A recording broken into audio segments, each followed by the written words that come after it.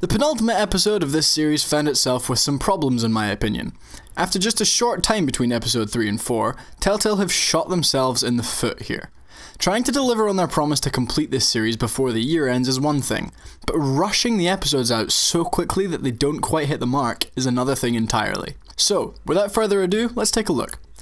If you've watched my other reviews, you know how annoying I'm finding the Season Pass marketing. If not, I'll explain again. I have bought the Season Pass, yet in almost every menu the game wants me to buy it. This is a slap in the face. Seriously, it wouldn't be hard to just take away the adverts and menu options for people who have already spent their money on it.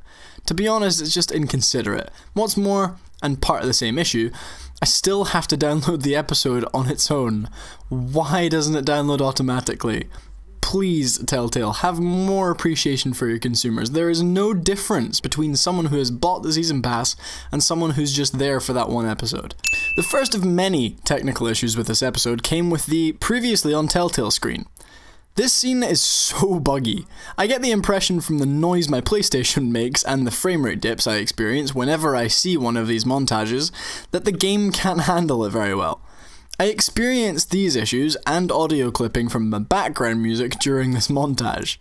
I cannot even hear the dialogue that you're showing me because this music is way too loud. It's been years, Telltale. How have you not figured out better ways to handle these montages? Next, we see a serious positive. Once again, the technical problems these games face has been bailed out by the impressive characters that Telltale produce. When Bruce is put inside Arkham Asylum, we see one of the freshest and cleanest interpretations of the Joker since Heath Ledger.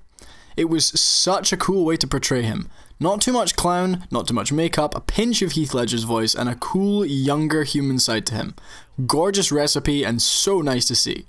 I'd also like to add that Telltale deserve credit for not leaning or depending on this character too much, like most Batman things do. I'm glad that they managed to use just the right amount of the character here. It left me wanting more, but the franchise isn't using this character alone to provide all the story interest. At this point in the review, I usually award a pro for voice acting because usually Troy Baker has been doing such a great job. But I have to admit, he's been upstaged by Anthony Ingruber. I think I'm pronouncing that right.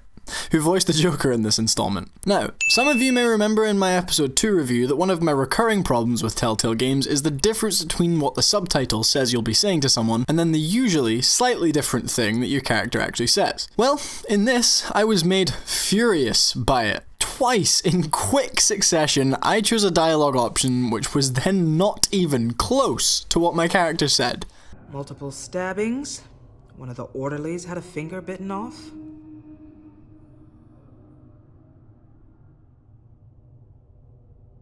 If you're looking for who to blame, maybe start with the mirror, because you're the one that left violent psychotics unattended. Like, I have no words for that. I'm done. No, I'm done.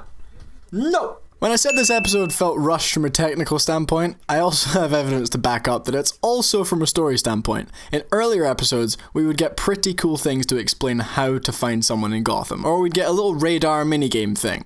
In this episode, they were just plain lazy. He told me that if I want to know what she's planning, then I should visit her parents' house. If the Vales still live in Gotham, they should be easy enough to locate. Got it. Oh, Alfred, I'll just go find this person in the house in the Gotham. Oh, there it is! The back computer's so fast! The middle scene with this little boy inside this house was actually fairly refreshing. We don't get to see Batman's bedside manner very often, but this was a nice instance of it. Moreover, this episode had a detective section in the middle, as opposed to the end like other episodes.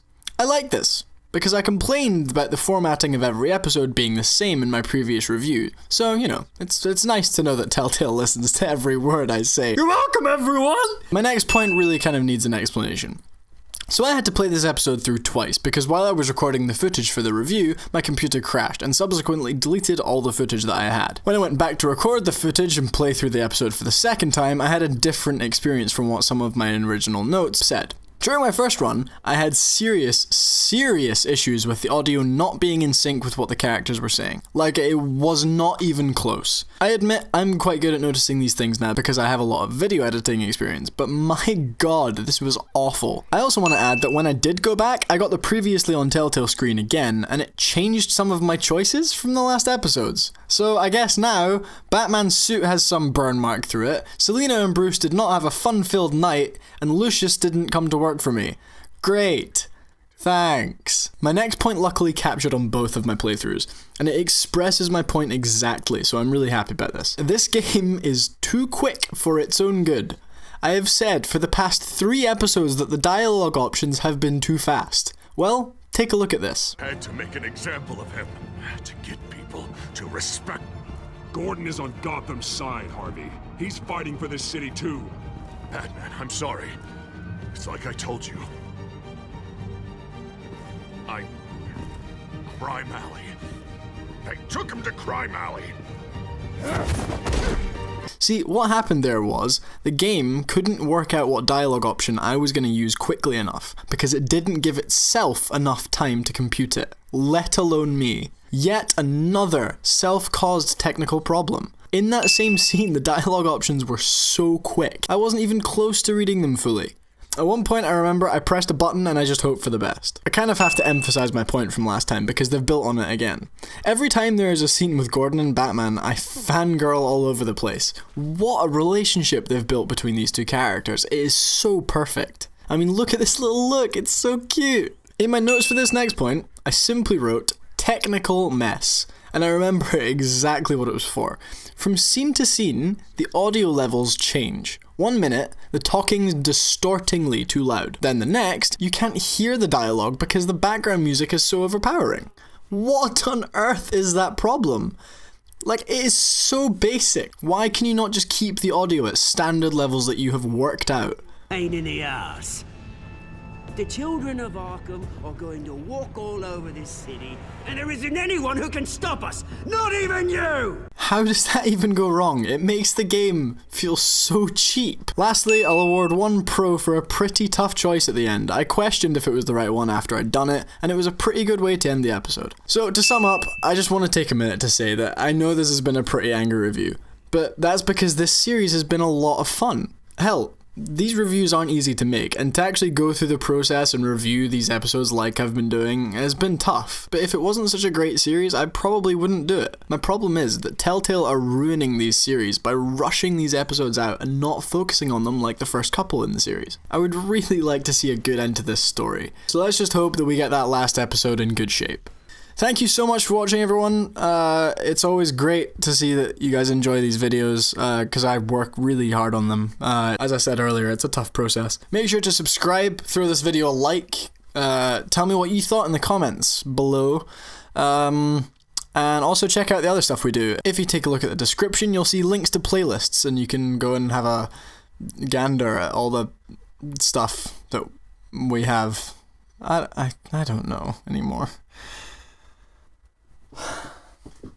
So yeah, that about wraps it up. Thank you so much everyone for watching. Make sure to tune in one more time to see my review for the finale of this series.